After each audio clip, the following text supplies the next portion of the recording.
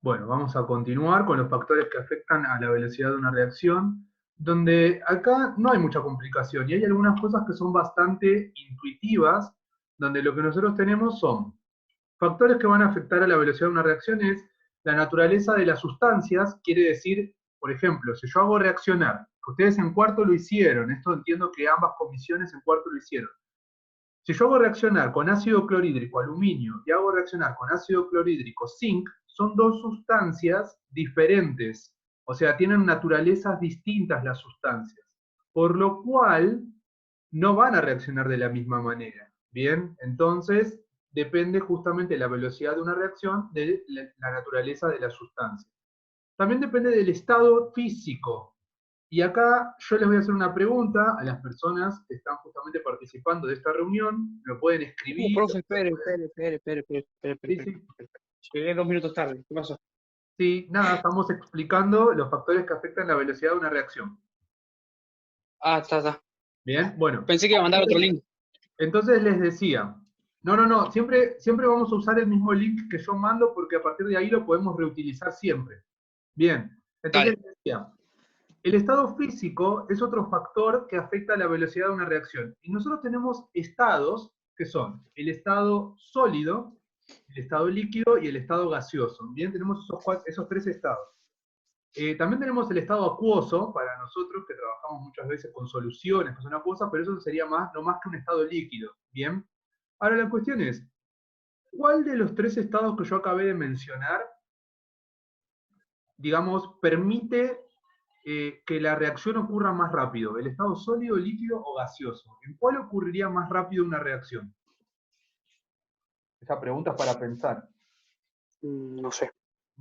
Sí, ya sé que no lo saben. Por eso yo les pregunto, a ver, ¿qué me pueden decir pensándolo, digo, o sea, como con un fundamento, ¿no? Decir, bueno, tengo tres opciones, tiro cualquiera y bueno, que sea, ojalá que sea la correcta.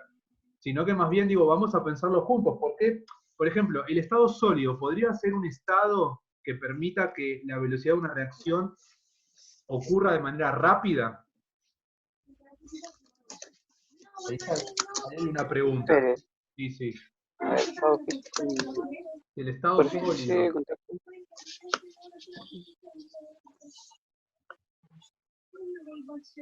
Por ejemplo, yo pongo dos sólidos en contacto. ¿Reaccionan rápido? No. No. O sea que el sólido no sería justamente uno de los estados de agregación que favorecerían más la velocidad de una reacción. Justamente es El uno de los... líquido, profe. ¿Eh? Supongo. El líquido. ¿El líquido por qué? Ah, ¿sabes? Claro, ahí está la pregunta. El líquido es mejor que el sólido, eso estamos de acuerdo. Si por ejemplo nosotros a un sólido le ponemos un líquido, va a reaccionar mejor que si fueran dos sólidos a la vez. Ahora, si yo hago reaccionar un líquido con otro líquido, va a reaccionar mejor que si estuviera reaccionando con un sólido. Ahora mi Sí. pregunta es, si yo hago reaccionar un líquido con un gas, de la manera en la cual, digamos, yo podría hacerlo reaccionar burbujeando, o sea, yo hago burbujear un gas en un líquido, ¿reaccionará más rápido o más lento?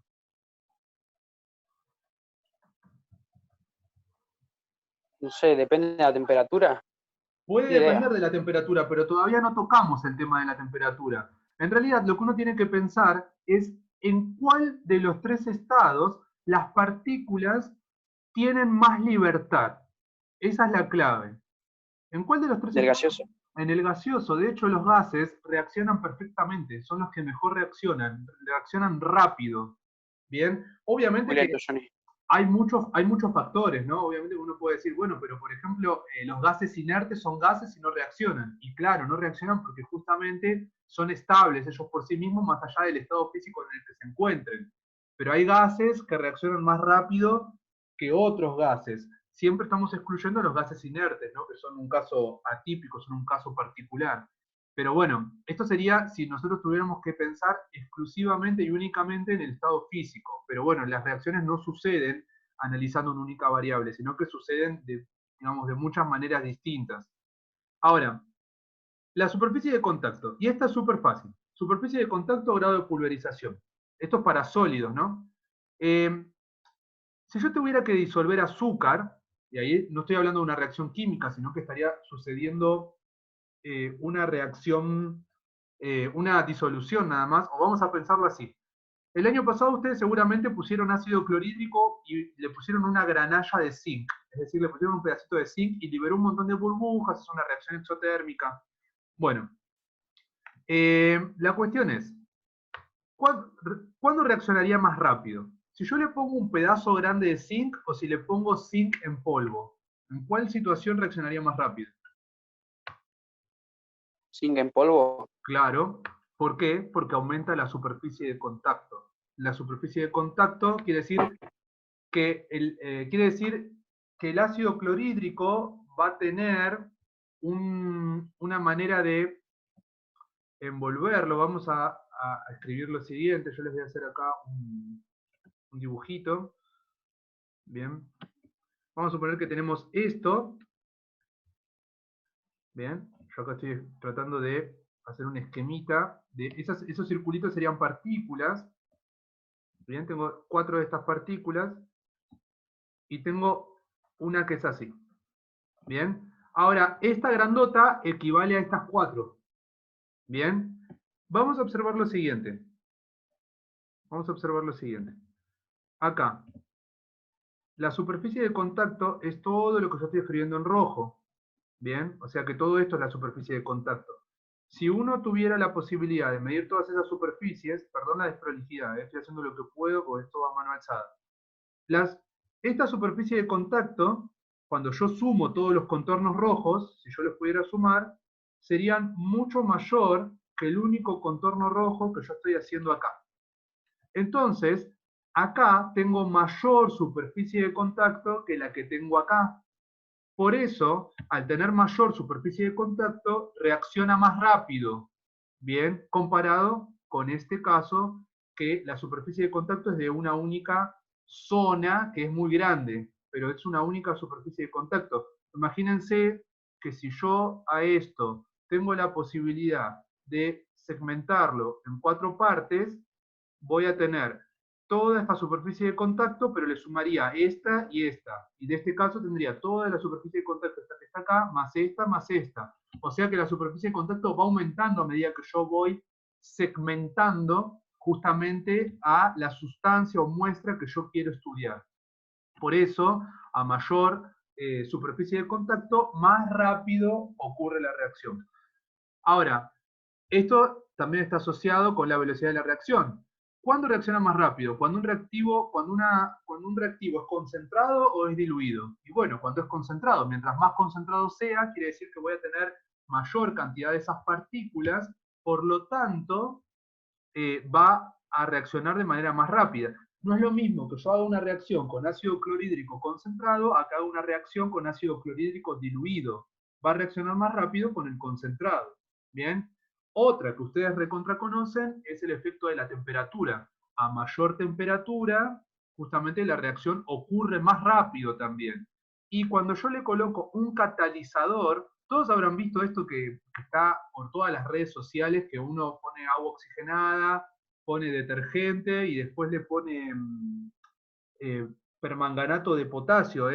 Bueno, ese permanganato de potasio es un catalizador que cuando uno se lo coloca, genera como un estallido en la reacción, como que la reacción se sale de control.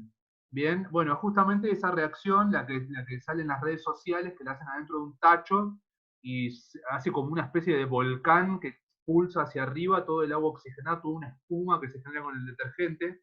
Bien, y eso es justamente por acción de un catalizador. El catalizador lo que hace es descomponer el agua oxigenada, pero la descompone de una manera violenta, de una manera extrema. El agua oxigenada se descompondría por sí sola, pero con el catalizador lo hace muchísimo, pero muchísimo más rápido. Bien, bueno, vamos a avanzar un poquitito más, todavía nos queda. Voy a ver si puedo borrar esto, para que no me estorbe. Bien, ahí estamos.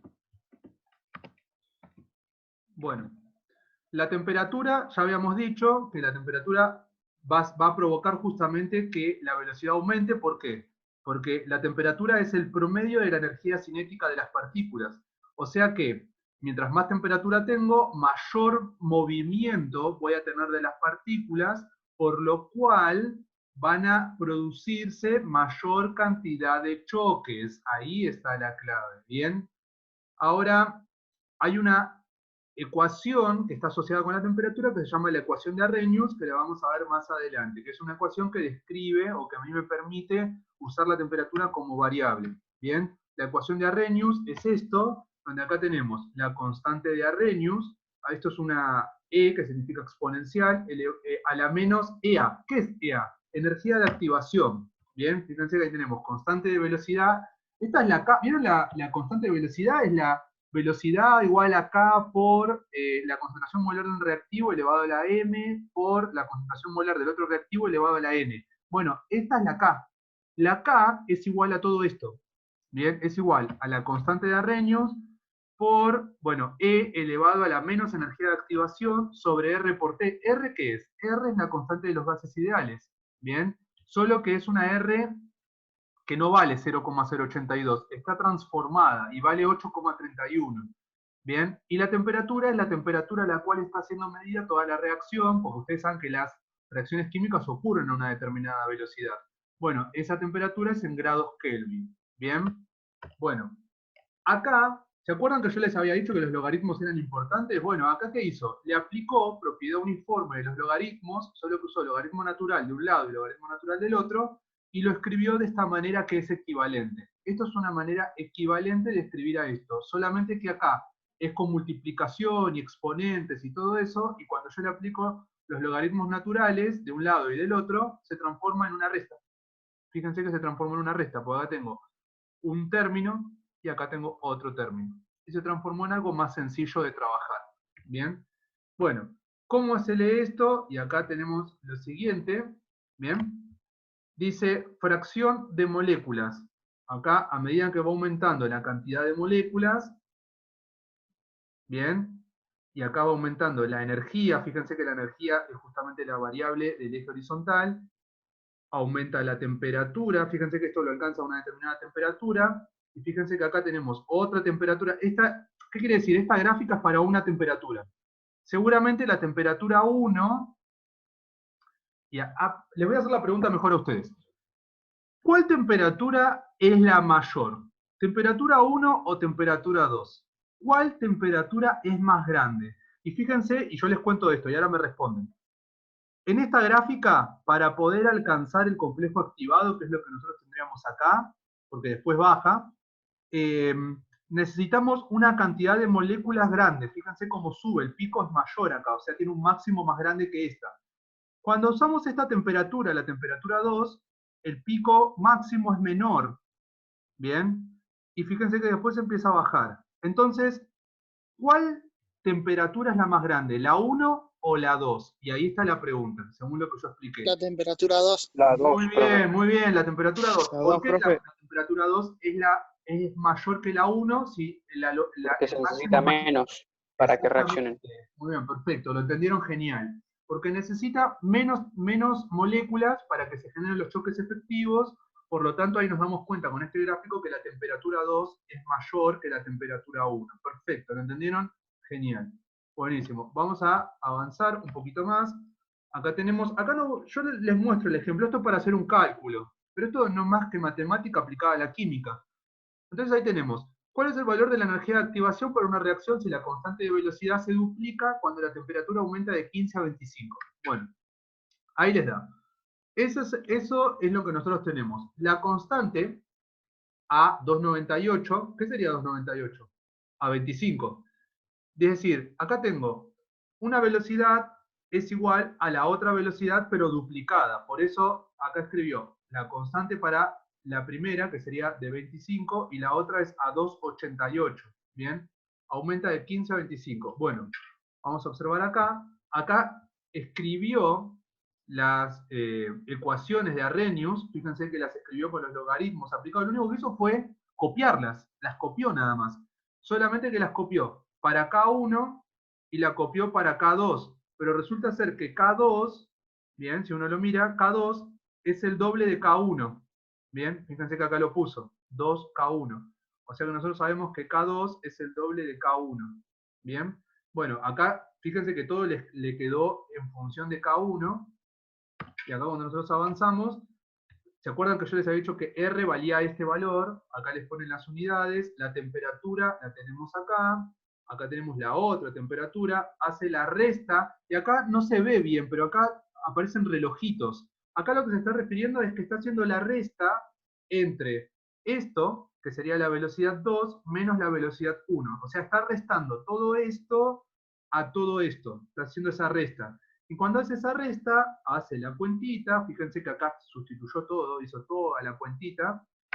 Cuando hace toda la cuentita, despeja la energía de activación, y acá, fíjense que como está todo reemplazado, la única incógnita que tengo es esta, y acá despejó la energía de activación, y fíjense que la energía de activación se escribe en Joule por mol. Bien, este Joule por mol a la menos 1 quiere decir que si yo esto lo doy vuelta, lo invierto, porque es un exponente negativo, me queda Joule sobre, me quedaría Joule, estoy escribiendo horrible, sobre mol. Bien, Joule sobre mol. Me queda así. Esa sería la unidad de la energía de activación. Y siempre va a tener esa unidad de la energía de activación, Joule sobre mol. Bien, bueno, voy a avanzar un poquitito más. Después cualquier cosa, todo lo que es cuenterío y todas esas cosas, eso después la vamos viendo porque es hacer cuentas. No es más ni menos que hacer cuentas, como hicieron con cinéticas, hacer cuentas. Lo importante es saber interpretar los datos y cómo trabajar. Bien, antes de pasar a catalizadores, les quiero compartir una cosa que me parece que es bastante importante y es enriquecedora.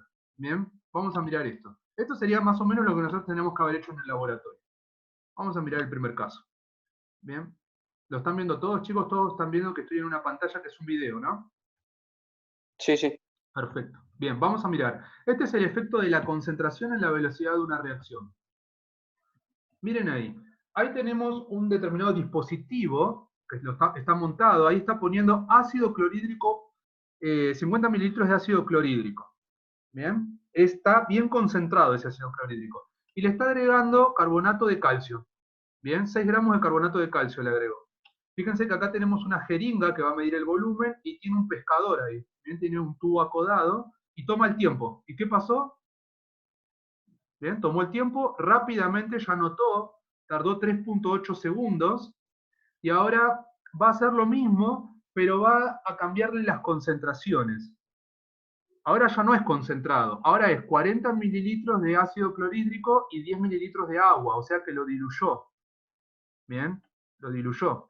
Ahora va a poner la misma cantidad del carbonato de calcio, bien, fíjense que ahí lo está homogeneizando, va a poner la misma cantidad, obviamente que no puede cambiar la cantidad del carbonato de calcio, porque si no está midiendo cualquier cosa, ese tiene que quedar constante, siempre va a poner 6 gramos.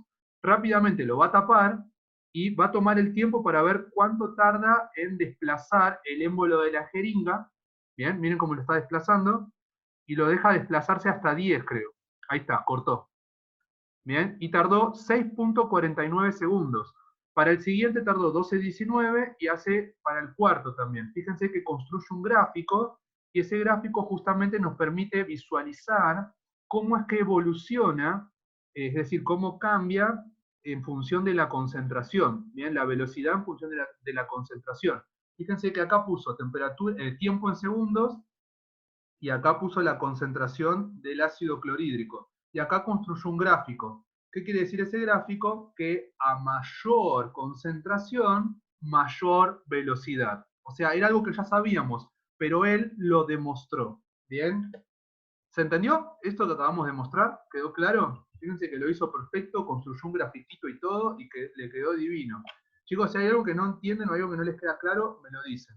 Bien, vamos a mirar el siguiente. Este siguiente tiene que ver con la temperatura. Fíjense cómo afecta la temperatura de una reacción a la misma reacción. Bien, a la velocidad, perdón, a la velocidad de la reacción. Vamos a observar. Ahí tenemos, los reactivos está uno en la copa y el otro en la mano, que es la pastilla.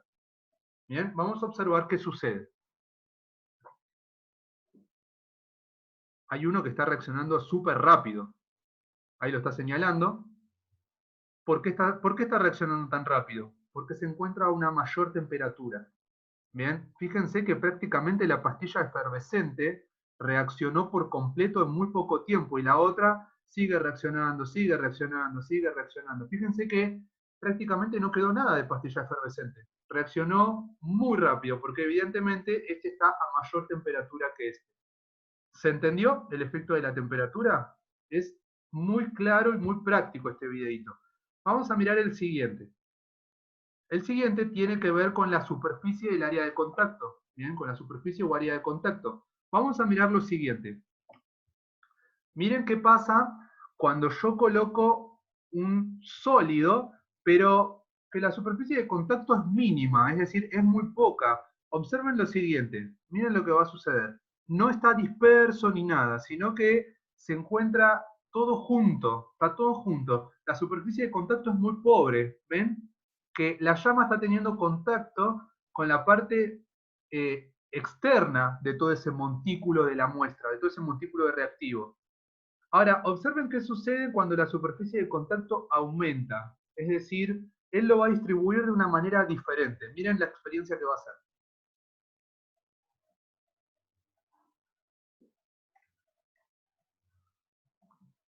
Eso lo está utilizando solamente como fuente de ignición. Miren cómo se las ingenió.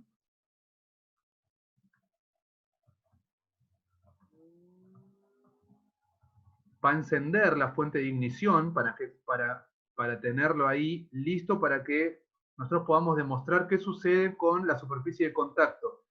Miren lo que va a hacer ahora.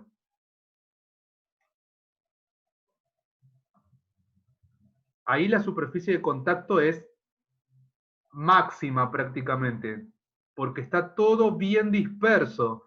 Entonces, ¿qué es lo que sucede? A mayor superficie de contacto, ¿ven? Miren esto, a mayor superficie de contacto, mayor velocidad de reacción. ¿Bien? Y ahí todos lo pudieron ver de manera bien clara y bien llamativa, y bien explosiva prácticamente. Bueno, vamos a mirar este último. Este último tiene que ver con el efecto de un tipo de energía particular, que es la luz, sobre una reacción química. Bien, vamos a observar este.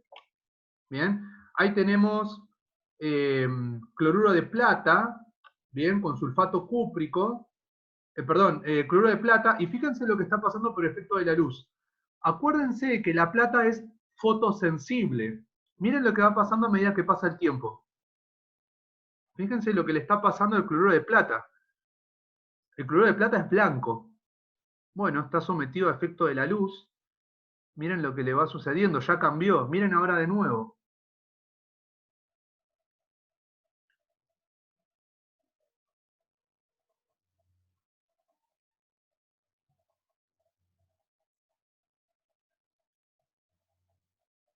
Fíjense cómo va cambiando, cómo perdió la coloración que caracterizaba la sal, el cloruro de plata.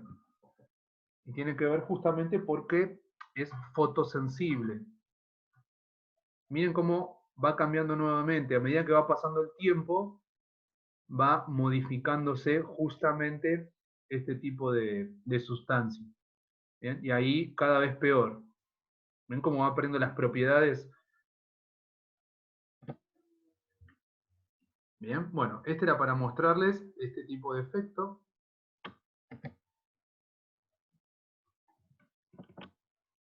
Ahí se ve bastante clarito.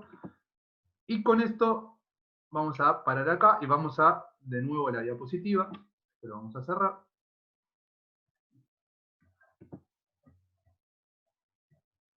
Y vamos a compartir nuevamente donde nos habíamos quedado. Y para finalizar, después les voy a mostrar otra cosita. Bien, bueno, volvemos, retomamos acá. Acá nos habíamos quedado, habíamos visto todo el ejercicio y tenemos que empezar a charlar de los catalizadores. Los catalizadores no son ni más ni menos que sustancias que justamente van a intervenir en una reacción química y van a disminuir generalmente, no quiero decir que siempre, pero van a disminuir la energía de activación. Bien, cuando la disminuyen, como la energía de activación va a disminuir, va a hacer que ocurra más rápido. Pero la realidad es que un catalizador se dice que es una sustancia inerte. ¿Qué quiere decir que sea inerte? Quiere decir que participa, pero que no está involucrada en lo que sería todo el mecanismo de en todo lo que sería, perdón, no el mecanismo de la reacción, en lo que sería la ecuación química neta. Bien, no aparece en la ecuación química global, ahí no está. O sea, modifica la velocidad de la reacción, pero así como estaba en el inicio, va a estar en el final. O sea que el catalizador no se modifica. Bien, ahora, pueden ser positivos, negativos. ¿Qué quiere decir esto? Positivo, aumenta la velocidad, disminuye la energía de activación. Negativo, disminuye la velocidad, aumenta la energía de activación. Bien, y los podemos clasificar en homogéneos y heterogéneos. Homogéneos quiere decir que están en la misma fase que los reactivos. O sea, si yo tengo todos los reactivos que se encuentran en estado acuoso y el catalizador también está en estado acuoso, ese sería homogéneo. Y si, por ejemplo, yo tengo todo en estado acuoso, quiere decir que va a estar todo en estado líquido, pero pongo un catalizador que se encuentra en estado sólido, ahí decimos que se trata de heterogéneo. ¿Bien? Bueno, vamos a mirar este caso, por ejemplo, acá tenemos una mezcla, miren acá hay una mezcla de... ¿Qué significan esos símbolos? ¿Cuáles son esos catalizadores? Platino y rodio, ¿bien? Entonces, nosotros tenemos acá esto, y lo que hacen es justamente aumentar la velocidad de estas reacciones. Vamos a mirarlo en esto, que es lo que más me gusta a mí, el grafiquito. Y este grafiquito ya lo conocíamos. Bien, acá tenemos los reactivos, aumenta la energía, se forma el complejo activado. Acá no hay catalizador, esta es la cantidad de energía de activación que necesitamos para que se forme el complejo activado, y a partir de acá se comienzan a generar los productos. Bien, con esta energía, que esto es una reacción exotérmica, nos damos cuenta, ¿bien? O sea, la estaría liberando. ¿Qué sucede cuando hay un catalizador en el medio? Bueno, cuando hay un catalizador en el medio, la energía de activación disminuye, ocurre más rápido la reacción, y llegamos a obtener exactamente lo mismo.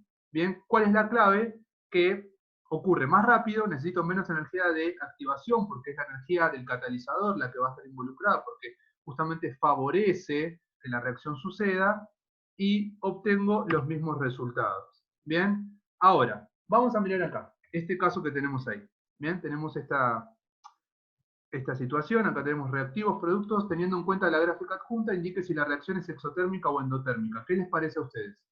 Y acá les pregunto, ¿exotérmica o endotérmica? Exotérmica. Es exotérmica, productos está por abajo de reactivos. Bien, representa el valor de delta H de la reacción, es decir, la entalpía. ¿Qué tendría que hacer si quiero indicar la entalpía? Restar la entalpía del producto a la de los reactivos. Claro, tengo que hacer una línea acá, y la entalpía sería justamente la diferencia que hay de acá hasta acá, ¿no? Esa sería la entalpía, de acá hasta acá. Hago perdón, acá estoy escribiendo cualquier cosa. Acá lo que tendría que hacer es justamente esto, sería el delta H. Eso sería el delta H. Hago esa diferencia, es decir, productos menos reactivos de las entalpías, y con eso lo obtengo. Si tuviera los datos, ¿no? Dice, represente la curva de reacción al añadir un catalizador positivo. ¿Qué hacía un catalizador positivo? Bueno, un catalizador positivo disminuía la energía de activación. O sea que se la disminuye, sería algo así. Y va para abajo y sigue por acá. O sea que de acá a acá, la energía de activación disminuyó. Y acá lo tenemos representado. ¿Bien? Bueno, ¿qué efectos produce el hecho de añadir un catalizador positivo? Y que disminuye la energía de activación, y por lo tanto la reacción ocurre de manera más rápida. ¿Se entendió esto que acabé de explicar? ¿Esto quedó claro? Porque en las evaluaciones generalmente tomo grafiquitos de esto y hago preguntitas sobre esos grafiquitos. ¿Bien? ¿Quedó claro? ¿Estamos bien? A ver, voy a leer acá el chat. Perfecto, buenísimo. Bueno, voy a avanzar un poco más, ya estamos terminando. Voy a entrar a la parte que a mí me interesa, que es una de las cosas que vamos a utilizar el año que viene. Bueno, es exotérmica, ya habíamos charlado acerca de todas las respuestas que habíamos dado. Bueno, catálisis. Ya habíamos charlado de un catalizador, habíamos dicho que altera el mecanismo de la reacción, disminuye la energía de activación, y acá va a profundizar un poquito más, y les está poniendo la bibliografía, les dice que esto está basado en el Petrucci, en el capítulo 15. ¿Bien? Bueno, Esto sería sin catalizador y esto sería con catalizador. Y acá yo tengo una preguntita, porque digo, pero ¿no era que con catalizador había un solo máximo? Bueno, no hay un solo máximo. La realidad es que hay dos máximos. Y ahora vamos a ir charlando un poquito de esto. Acá tenemos catálisis homogénea. Habíamos dicho que había un catalizador que estaba en la misma fase que toda la reacción, que los reactivos. Bueno, acá tenemos el paso lento, acá tenemos el paso rápido. ¿Cuál era el que definía la velocidad de la reacción? El lento. El lento. Acá tenemos paso 1. Listo, es este que está acá arriba. Este va a ser el que va a regir a la velocidad de la reacción. Cuando nosotros hacemos toda la neta, bien, tendríamos que empezar a anular. Entonces nosotros podríamos anular. Este se anula con este. Bien. Este se anula con este. O sea que estos que yo estoy tachando son intermediarios. Bien. Y no tengo más nada para tachar. O sea que me va a quedar dos de estos, que estoy escribiendo acá, dos aguas oxigenadas, después dos aguas y un oxígeno. Bien, ahí escribí absolutamente la ecuación global. Bien, cuando escribo la ecuación global, voy a continuar avanzando. Resulta que ahí tengo la velocidad de la reacción que está determinada por el paso lento, y dice que tengo el proceso elemental, dice al ser el proceso elemental 2, bien, más rápido, en cuanto desaparece I, que sería yoduro, en el proceso elemental 1, aparece inmediatamente por el proceso elemental 2. Por lo que la concentración de yoduro es constante. O sea, ¿qué me está queriendo decir? Que como esto aparece y desaparece, esto se vuelve constante. Con lo que, bueno, tengo todo esto y llegamos a esta conclusión, porque esto, ¿cómo se volvió? ¿Cómo era esto? Constante. Aparece acá, o sea que esto se vuelve constante. Y si yo multiplico una constante por otra cosa que es constante, ¿qué obtengo? Una constante nueva. ¿Bien? Bueno, entonces ahí tenemos esta reacción y ahora la pregunta es, ¿esta reacción de qué orden es? Es una reacción de orden 1, porque esto tiene un 1 acá. O sea que esto sería el orden de la reacción. Bien, dice, como en este caso, la reacción catalizada con el yoduro es de primer orden, como como la no catalizada, pero la constante de velocidad es mucho mayor.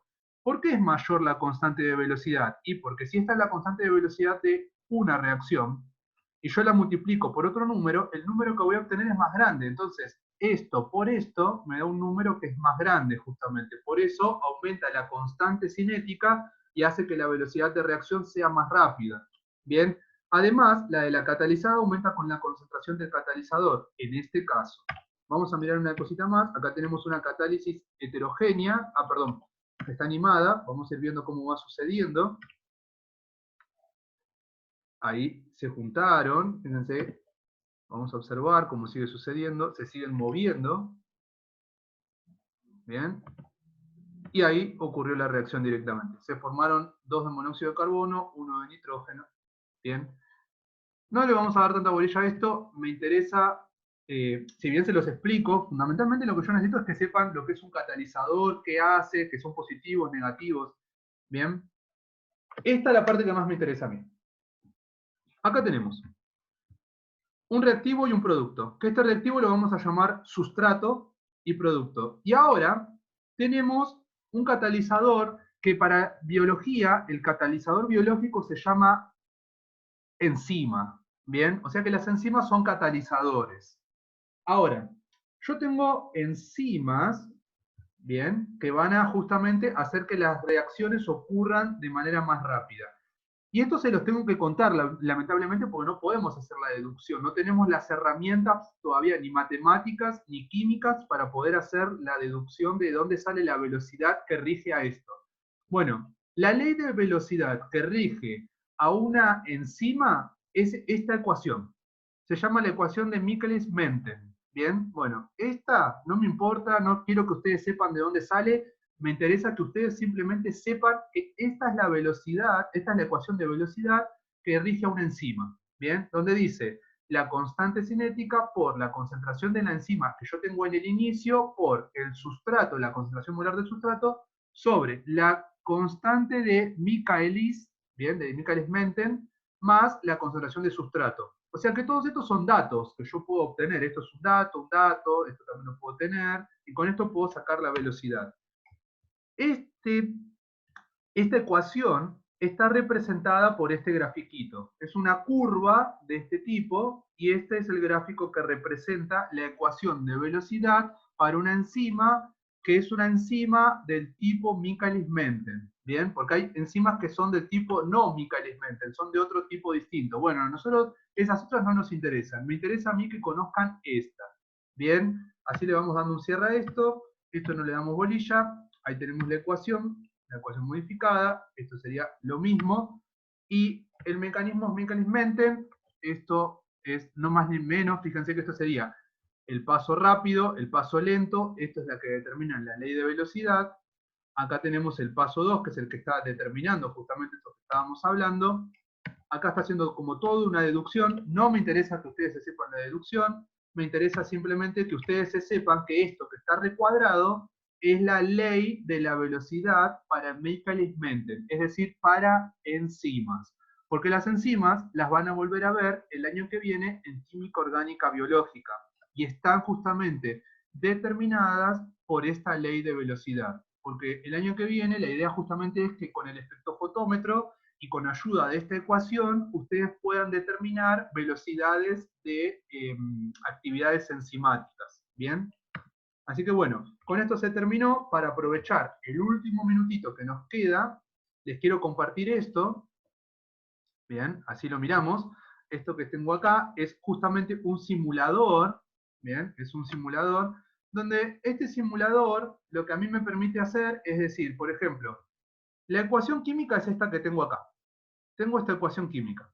Bueno, yo voy a poner dos partículas de A y voy a poner dos partículas de el otro reactivo que es BC. Bien, como dice acá, A y BC. Voy a poner 2 y 2. Y voy a poner una temperatura alta. Fíjense cómo la temperatura se va moviendo. Voy a poner una temperatura fría. Y vamos a empezar el experimento. Vamos a ver qué sucede. Bien, aprieto, comienza el experimento. Bien, ¿qué es lo que pasó? Ni siquiera se está moviendo. No se está moviendo, ¿por qué? Porque justamente está como prácticamente todo congelado. No sucedería. Vamos a suponer que vamos a ver qué sucede si yo aumento un poco la temperatura. Comienza la reacción y ahí se están moviendo. Pregunta, ¿por qué si tengo 2 y 2 no se está generando producto? Y no se está generando porque justamente los choques no son efectivos.